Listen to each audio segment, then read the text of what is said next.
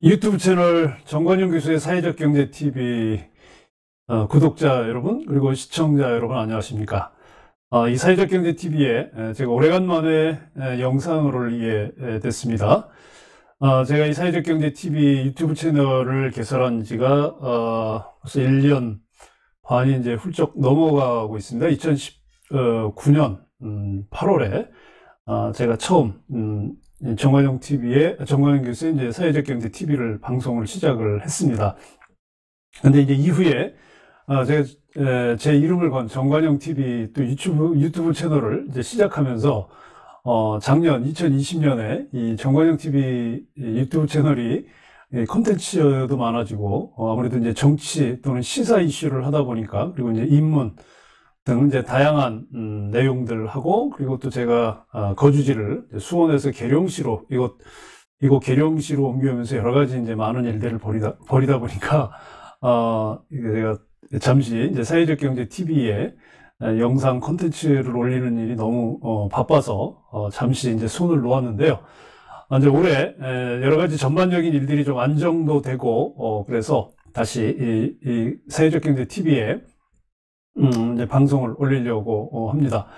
아무래도 제가 이 방송을 시작했던 것은 제가 제가 쓴 이제는 사회적 경제다 2013년에 나온 이제는 사회적 경제다 예 이제 그 내용들 있고 그리고 2019년에 나온 사회적 기업론 이제 책에도 나오지만 이 사회적 경제 지금 한국의 사회적 경제에 그 모태가 되는 그 저소득층 지역에서 그 달동네죠. 달동네에서 그 저소득층 주민들과 시작했던 그 사회적 기업의 그 첫 역사를 제가 또 같이 했고 이후로 제가 독일에서 이 사회적 기업과 관련된 사회적 경제와 관련된 유럽의 여러 가지 정책들 또 그 실제 현장들을 보면서 한국의 사회적 기업에 또는 한국의 협동조합 등 사회적 경제에 좀 더 발전이 되고자 나름대로 이론과 이제 현장들을 접목시키는 이제 그런 어떤 홍보 또는 이제 교육 등등의 이제 여러 가지 역할을 민간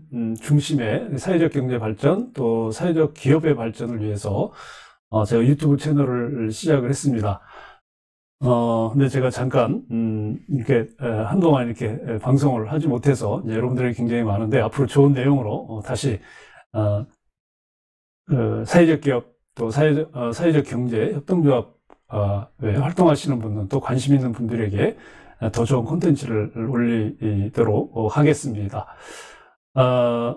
사회적 경제라는 용어가 이제 본격적으로 시작되고 그리고 2007년도 사회적 기업 육성법이 이제 시행이 되면서 사회적 기업 또는 이제 사회적 경제가 이제 제도화된 것이 횟수로 보면은 이제 2021년 올해가 이제 15년째 됩니다. 물론 이제 그 이전에 사회적 경제라고 하는 내용들은 이제 1990년대 말, 중순 말에 이야기가 나오기 시작했지만, 이제 제도화된 것은 이제 15년 정도밖에 되지 않았죠. 그래서 그 사회적 기업이 짧은 시간이지만 굉장히 많은 발전을 했습니다. 그 과정 중에서 이제 15년 되는 이 과정 중에서 양적으로 많은 성장을 했지만 우리가 질적으로 또 어떻게 성장을 하고 있는지 그리고 우리나라 사회적 기업이나 사회적 경제의 특징은 유럽과 달리 정부 주도, 관주도의 사회적 경제, 사회적 기업입니다. 이제 그러다 보니까 정부가 매뉴얼을 만들고 예산을 지원하고 모든 것들을 이제 지식 감독을 하다 보니까 민간의 자율성이 상당히 약한 것이 우리 한국의 사회적 기업 또는 사회적 경제의 어떤 취약성이라고 할 수 있겠습니다. 그리고 사회적 기업이나 사회적 경제가 가지고 있는 굉장히 무궁한 잠재적 에너지나 또 가지고 있는 사회적 가치들을 해결할 수 있는 방안이 많음에도 불구하고 우리는 지나치게 일자리 창출에만 너무 집중되어 있는 이제 그런 한계도 갖고 있습니다. 물론 유럽은 복지국가가 그 재편되는 과정에 있어서 국가 독점의 사회보장 제도가 이제 민간으로 넘어가게 되고 그래서 복지 혼합, 웰피어 믹스가 되는 과정 속에서 이제 국가가 담당했던 이제 사회 서비스의 급여를 민간이 참여하는 구조로 전환되는 이제 그런 거버넌스 구조로 가면서 이제 그 역할을 사회적 기업과 사회적 협동조합이 하는 가운데서 이제 자연스럽게 민간 중심의 이제 사회적 경제 시장이 만들어지고 사회적 경제를 위한 금융이 만들어지고 이제 사회적 경제 제도가 만들어지는 이런 바텀업의 그 과정이 있었는데 우리는 일방적으로 정부가 법을 만들고 매뉴얼을 만들고 규정을 만들어서 이끌고 가는 지금도 여전히 이제 그런 상황이죠. 그런데 다행히 이제 15년이 지난 지금 한국의 사회적 경제가 또 사회적 기업이 이제 관주도로 이끌려가는 상황에서 정부 주도의 이 사회적 기업의 지원 현황이 어떤지를 잘 보여주는 감사원의 감사 결과가 지난 4월에 발표가 되었습니다. 그래서 오늘은 이 감사원의 감사 결과를 가지고 잠시 우리가 사회적 기업의 현황에 대한 지원 현황에 대해서 한번 살펴보는 시간을 갖도록 하겠습니다. 사회적 기업의 주무부처인 고용노동부에서는 그동안 세 차례에 걸쳐서 사회적 기업 육성 기본 계획을 발표를 했죠. 세 번째 마지막 발표된 게 이제 2018년 11월인데요. 그에 이제 제3차 사회적 기업 육성 기본 계획을 발표를 했습니다. 그래서 이제 5년 동안의 사회적 기업 육성에 대한 기본적인 그 마스터 플랜을 담고 있는데, 그래서 그 3차 기본 계획의 특징은 그동안 이제 계속 이야기가 됐던 이제 정부 주도의 사회적 기업 육성을 사회적 기업이 스스로 성장하는 이제 그런 어떤 생태계를 조성하는 쪽으로 방향을 정책 방향을 이제 바꾼 내용들을 이제 담고 있고, 또 이제 그걸 실현하기 위해서 여러 가지 정책적인 정책적인 그 방향들, 패러다임들의 전환들을 이제 추진 중에 있는데, 그걸 발맞춰서 이제 그 상당히 많은 예산들이 지금 이제 그 지원이 되고 있습니다. 그 중에서도 이제 사회적 기업이 이제 그동안 굉장히 많은 발전을 했는데, 옆에서 표에서 보시는 것처럼, 올해 5월을 기준으로 놓고 보면, 사회적 기업 육성법이 시행된 2007년부터 올해 5월까지 총 3,440개가 사회적 기업 인증을 받았고요. 현재 이제 2,908개소가 활동 중인 것으로 지금 나타나 있습니다. 그래서 15년 동안 그래도 빠른 성장을 보였다고 이제 보여지고요. 그리고 이제 이 사회적 기업들이 어떻게 이제 활동을 하는지의 그 내용들을 보면, 우리나라 사회적 기업이 이제 주로 이제 일자리 창출, 이제 고용 창출에 목적을 두다 보니까 이제 빠지지 않는 게 이제 인증 사회적 기업들이 얼마만큼 취약계층들을 고용하고 있는지, 또 그리고 얼마만큼 이제 많은 이제 그 사람들을 고용하고 있는지를 나타내는데요. 현재 뭐 초기에는 얼마 되지 않았죠. 총 고용이 2,500명밖에 안 됐다가 지금 이제 여기 빨간 표를 보시면 왼쪽에 있는 조금 진한 색깔이 이제 취약계층 고용인데 이제 34,000여 명을 고용하고 있고요. 올해 5월에 기준으로 한다면, 그리고 이제 전체 사회적 기업이 고용하고 있는 인원수를 보면 이제 56,000여 명을 지금 고용하고 있는 것으로 나타나 있습니다. 그래서 이렇게 사회적 기업이 짧은 시간이지만 상당히 많은 발전을 한 것을 이제 볼 수 있겠고요. 그리고 말씀드린 것처럼 이제 그 사회적 기업 그 육성 기본 계획이 이제 18년도에 이제 고용노동부에서 발표를 했는데, 사회적 기업 육성법 제5조 2 그리고 이제 시행령 제7조에 의해 보면 2011년부터 광역자치단체장은 이제 5년이 되는 해마다 지역에 5개년 사회적 기업 지원 계획을 세워서 고용노동부 장관에게 제출하도록 되어 있는데, 그 해가 이제 올해입니다. 2011년, 11년에 했고, 15년에 했고, 이제 2021년에 지금 하는 거죠. 그리고 17개 광역시도에서, 제3차 시도별 사회적 기업 지원 계획을 따로, 그러니까 고용노동부에서 한 거 말고, 따로 이제 지원을 해서 2021년부터 2025년까지의 지원 계획을 발표를 해서, 그 고용노동부에 이제 제출을 했는데, 주요 목표를 보면 2025년까지 이제 예비 사회적 기업 포함해서 이제 2,579개소를 육성하고, 그리고 29,000여 명의 신규 고용 창출을 목표로 하는, 그래서 여전히 이제 사회적 기업은 고용 창출에 아직은 목표를 두고 있다는 거. 그리고 이제 이에 따르는 예산 지원도 국비와 지방비 포함해서 총 1조 2,900억을 이제 투입하는 것으로 지금 예산이 나와 있습니다. 이렇게 이제 사회적 기업에 대한 그 정부의 이제 지원에도 불구하고 지금 현재 이제 이루어지고 있는 고용노동부 산하 사회적기업진흥원과 각 시도 그리고 이제 기초자치단체에서 이루어지는 중간지원단체 그리고 민간 그 지원단체들이 이제 어떻게 하는지에 대한 이제 감사 결과가 있었는데요. 그 이제 감사원의 결과를 이제 살펴보기 전에 그래도 여전히 우리나라의 그 사회적 기업 육성 정책은 사회적 기업에 대한 어떤 인건비 지원 중심의 양적 성장이 너무 지금 치중해 있고 그리고 아직도 국민들이 사회적 기업에 대한 인지도가 여전히 낮습니다. 이렇게 지금 보시는 것처럼 양적으로 많은 성장을 하고 있지만 국민적인 인지도가 낮아서 성과가 상당히 불분명해요. 그리고 이제 사회적 기업으로 인증받기 위해서 인증받기 그 전후로 이루어지는 뭐 창업 지원이라든지 아니면 재정 지원이라든지 이런 지원 사업들에 대한 사실 그동안에 이제 분석이나 평가가 없었는데 이번에 이제 2020년 작년에 그 감사원에서 연간 감사 계획으로 이 감사를 한 결과가 올해 4월에 그 발표가 되었습니다. 그래서 내용을 제가 살펴보니까 한번 살펴볼 필요가 있다. 그래서 한국에 15년 동안 정부가 사회적 기업을 육성하는 그리고 이제 사회적 기업 인증 전후 단계에서 어떻게 지원이 되는지에 대한 그 실태하고 또 이제 앞으로 문제점들 개선해야 될 점들을 볼 수 있다는 것에 의미가 있습니다. 그래서 주요 내용들을 하나하나 이제 살펴보도록 하겠습니다.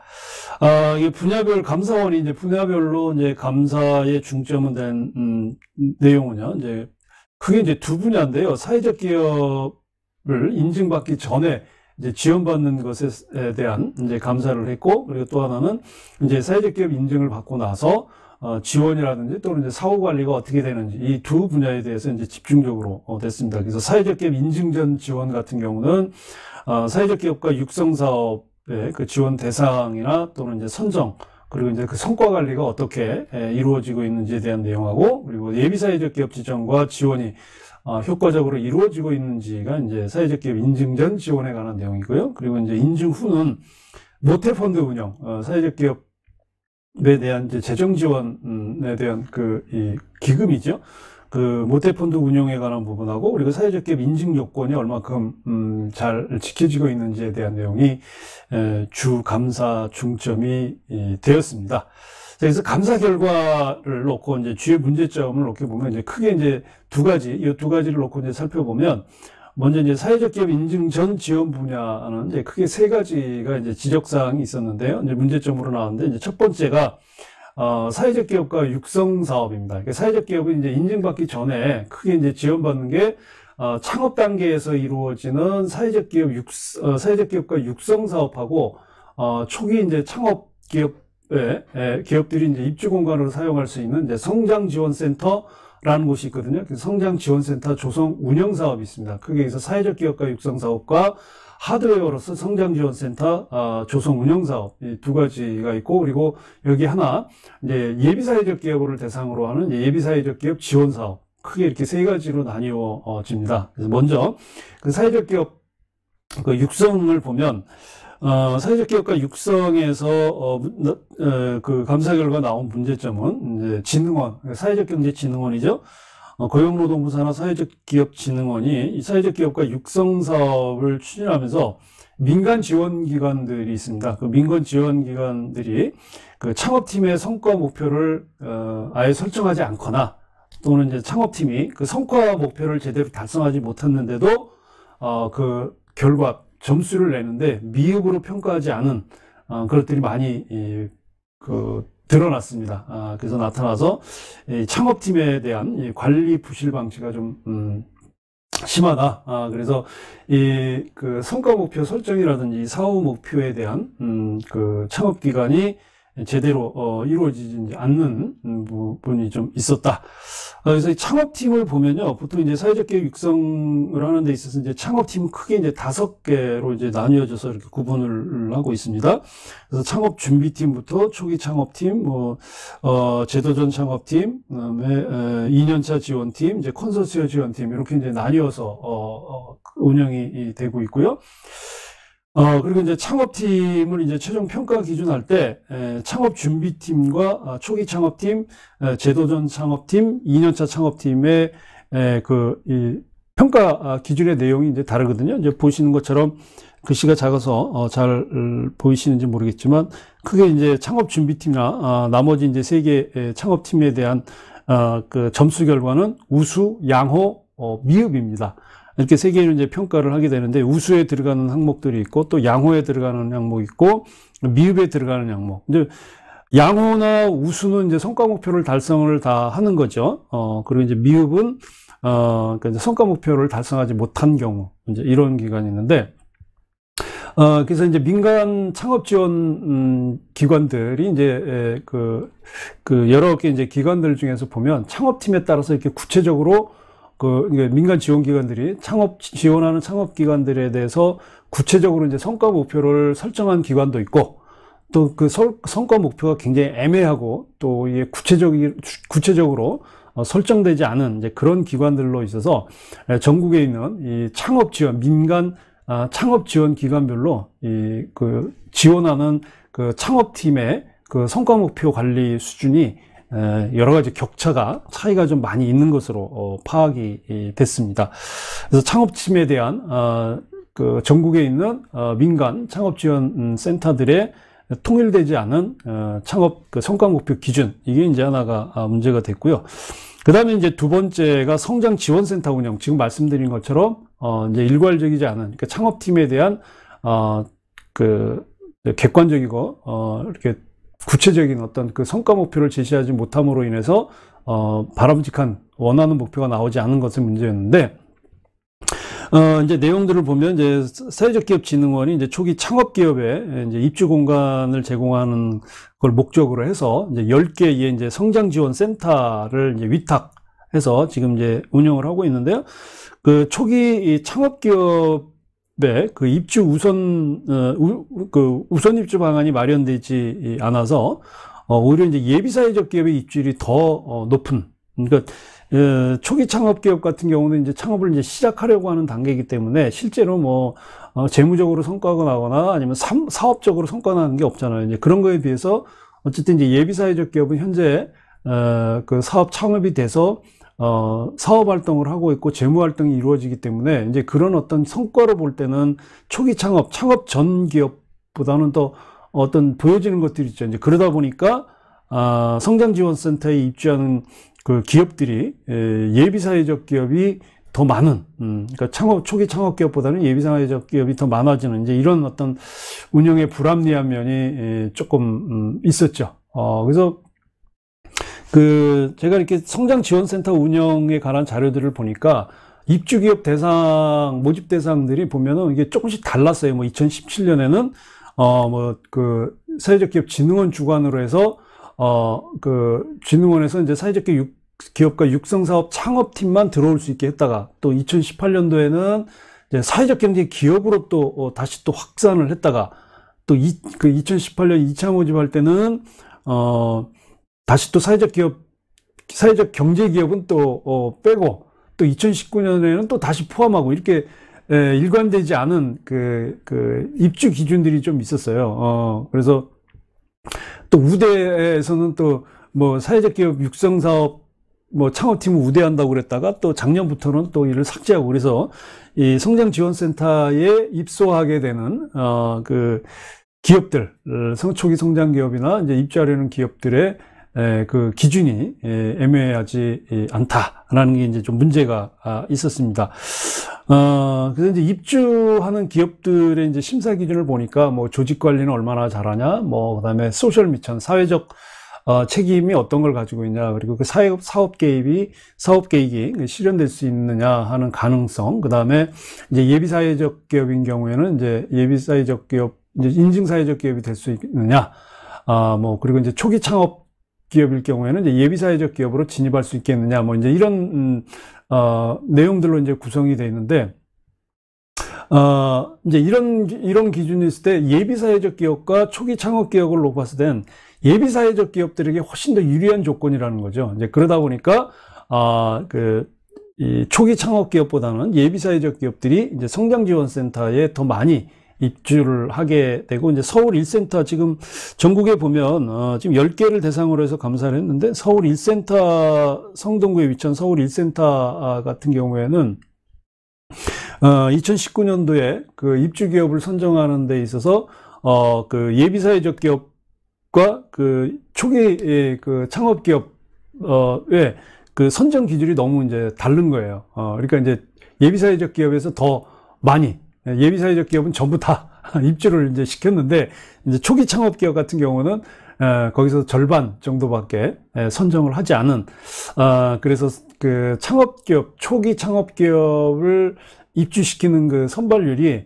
예비사회적 기업보다 너무 낮다. 이제 그게 너무 티가 났다고 그럴까요? 어떤 너무 이제 균형이 맞지 않다라고 하는 것이 이제 이번 감사 결과에서 이제 지적이 됐고, 이제 평균으로 봐도 그게 잘 안 되다 보니까 전체적으로 이런 성장지원센터에 입주한 기업이라든지 이제 이런 공간 지원 사업들이 지나치게 예비사회적 기업이 많이 편중되는 결과를 나온 거죠. 그래서 좀 이런 부분들을 이제 시정을 해야 된다라고 하는 게 결과였고, 그 다음에 이제 세 번째 예비사회적 기업 지정과 관리였는데, 그 내용에 보니까 이제 중앙부처하고 지자체에서 기타형 예비사회적 기업을 이제 무분별하게 너무 지정을 많이 했다. 그리고 사회적 기업 인증이 가능한 지역을 또 예비사회적 기업으로 지정한 경우도 있었고, 또 예비사회적 기업이 사회적 기업으로 전환되지 못했을 때 그 사유를 확인하지도 않고, 그리고 그 전환할 수 있는 어떤 그 지원들이 너무 미흡했던 내용들이 좀 있고요. 그리고 예비사회적 기업의 사업보고서 제출에 대한 그 관리라든지 또 성과 분석이 너무 이제 미비했던 부분들이 조금 있었고, 또 예비사회적 기업에 대한 지원이나 이제 관리가 부실했던 부분이 또 있습니다. 그래서 전반적으로 이제 총괄 관리하는 부처인 이제 고용노동부가 이런 어떤 문제 해결을 하는 데 있어서 마련이 되지 않았다라고 하는 거죠. 특히 이제 이 기타형 같은 경우, 사회적 기업이 인증받을 때 그 사회적 목적 실현 그 여부를 판단하는 경우, 그 목적 실현 결과를 이제 계량화해서, 그 평가를 하게 되죠. 그래서 그 계량화할 수 있는 그게 이제 크게 네 가지로 이제 구분이 됩니다. 그래서 일자리 제공형이냐, 이제 사회 서비스 제공형이냐, 아니면 지역사회 공헌형이냐, 아니면 혼합형이냐. 이렇게 크게 이제 네 가지 기준으로 해서 계량화해서 그 사회적 목적 실현을 보고하는데, 이제 이 네 가지 유형과 함께 이제 계량하기는 좀 어려운데, 그래도 이제 사회적 문제를 해결할 수 있는 그런 어떤 여지를 가지고 있는 부분을 이제 기타형이라고 해요. 뭐 창의형이라고도 하고 혁신형이라고 하는데, 그렇게 해서 이제 크게 보면 이제 5가지가 되는데, 이 사회적 목적 실현에서 이 계량화할 수 있는 경우는 그 사회적 목적 실현은 이거 이 기업이 지금 이제 설정해 놓은 사회적 목적은 충분히 계량할 수 있다. 그러면 이제 그 앞에 얘기한 이제 일자리 제공형이나 사회 서비스 제공형이나 뭐 지역사회 공헌형이나 뭐 혼합형 이렇게 하나로 바꿔야 되는데, 그걸 그냥 그대로 기타형으로 구분한 경우가 많았다라는 거죠. 그래서 그 기타형으로 구분했을 때 계량화할 수 있는데도 그냥 그대로 이제 기타형으로 한 거죠. 그러니까 기타형 같은 경우는 이제 계량화하기가 어려운 부분에 그 사회적 목적 실현을 이제 따로 구분하기 위해서 만든 건데, 이제 계량할 수 있는 것까지도 포함을 했던 거죠. 그래서 이제 기타형 같은 경우는 이제 예비사회적 기업들이 조금, 그 사회적 기업으로 진입할 수 있도록, 인증받아서 진입할 수 있도록 배려한 건데, 그, 계량화할 수 있는 사회적 목적 실현까지 이제 기타형으로 구분해서, 예비사회적 기업의 지정으로 그냥 이렇게 약간의 이제 편리성을 둔 것은 잘못됐다라고 하는 이제 그 내용이 되겠습니다. 그 다음에 이제 두 번째가 되겠는데요. 두 번째는, 인증을 받고 나서 사회적 기업 인증 뒤에 이제 지원이라든지 사후 관리 분야에 대한 내용인데, 이제 크게 이제 두 가지인데요. 첫 번째는 이제 모태펀드 운영입니다. 이 모태펀드에 관한 운영은, 고용노동부가 이제 사회적 기업 자금 조달을 위해서 이제 모태펀드를 구성을 했거든요. 그래서 모태펀드에 출자해서 투자운용사가 이제 자펀드를 운영하도록 하면서 자펀드로부터의 회수금을 다시 출자하는 데 쓰지 않고, 즉 재출자에 활용하지 않고 MMDA, 그러니까 은행의 저축성 예금이죠. 원금을 보장해주는 저축성 예금이 이제 MMDA인데, 이 MMDA 등에 그대로 이제 예치를 하고 있어서 이 자금을 운용하는데 너무 효율성이 떨어진다라고 하는 이제 지적이 있었습니다. 이 모태펀드와 관련해가 지금 우리나라 사회적 기업이 가지고 있는 이제 취약점이 이게 이제 처음에 시작할 때 이제 정부 주도의 일자리 창출을 위해서 사회적 기업과 사회적 경제가 도입이 돼서 이제 관주도로 이루어지고 있는데, 이 사회적 기업이 활성화되기 위해서 가장 중요한 것은 외국의 사례를 봐더라도 그런데요. 유럽이나 이제 캐나다의 퀘벡주를 보더라도 뭐 몬드라곤도 마찬가지죠. 이 사회적 경제가 발전하기 위해서 이 사회적 금융, 그러니까 물적 자금, 이 사회적 경제 조직을 위한 나름의 독자적인 자금이 있었습니다. 그러니까 금융 기반이 있었던 거죠. 그래서 그 금융 기반을 제도적으로 법적으로 허용을 해서 자생적으로 사회적 기업이나 협동조합과 같은 사회적 경제 기업들이 이제 스스로 성장할 수 있도록 하는 물적 기반이 만들어졌는데, 한국에 이제 그게 없이 시작을 한 거예요. 이제 그러다 보니까 이제 이 사회적 기업들 또는 협동조합이나 이런 사회적 경제 조직들의 그 자금 지원에 관한 이야기가 계속 이제 문제가 됐는데, 이제 그래서 그 고용노동부가 이제 이 모태펀드를 조성을 하게 된 겁니다. 그래서 이 모태펀드라는 거는 그 이제 사회적 금융 같은 경우는 사실 이제 기업에 직접 투자하는 건데, 이 모태펀드는 기업에 직접 투자하기보다는 그 개별 펀드를 만드는 거죠. 그러니까 투자조합을 만드는 거예요. 그 투자조합을 만들어서 그 투자조합에 출자를 해서 어떤 개별 기업에 직접 투자하는 리스크를 줄이면서 이제 수익을 목표로 하는 일종의 펀드거든요. 이제 간접 투자 방식이죠. 그래서 2020년 작년에 그 벤처 투자에 관한 벤처 투자 촉진에 관한 법률에 따라서 사회적 기업 부분만 따로 해가지고 한국 벤처 투자 사회적 기업 모태 펀드라는 걸 만들었어요. 그래서 이 모태 펀드를 만들어서 작년 11월에 한 340억 정도 340억 정도 됩니다. 340억. 그래서 그 민간 출자가 한 130억 정도 되고요. 그리고 이제 이 고용노동부가 출자한 금액 뭐 한 210억 정도 해가지고 한 340억 정도를 출자를 해가지고 이 모태펀드를 결성을 한 거예요. 그래서 이제 이 고용노동부가 먼저 한 210억 원 정도 되는 이제 모태펀드 출자금을 납입을 하고 나서 이 한국 벤처투자, 이 모태펀드 운용사죠. 이 한국 벤처투자가 이제 투자 조합을 만든 거예요. 일종의 이제 자펀드죠.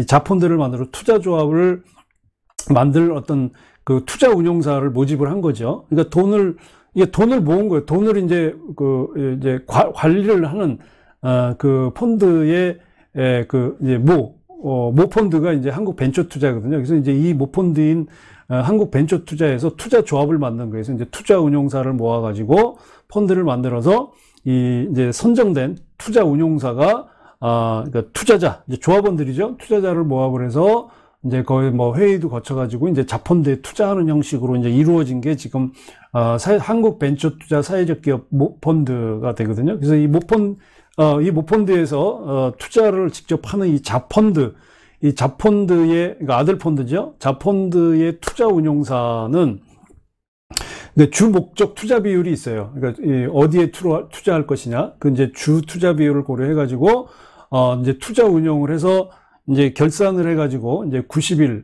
보통 이제 90일 정도 되거든요. 그래서 이 자펀드가 해산이 되면 그걸 다시 또 이제 회수 자금을 회수해서 이제 배분을 하거나 또는 이제 만기가 됐을 때 되면 이제 그 자펀드가 해산이 되거든요. 만기가 되면 당연히 이제 그 자펀드는 해산이 되잖아요. 그러면 이제 청산을 해야 되는데, 지금 현재 지금 나타난 거 보면 이제 청산까지는, 그러니까 만기가 돼서 청산이 되지 않고 이제 회수가 된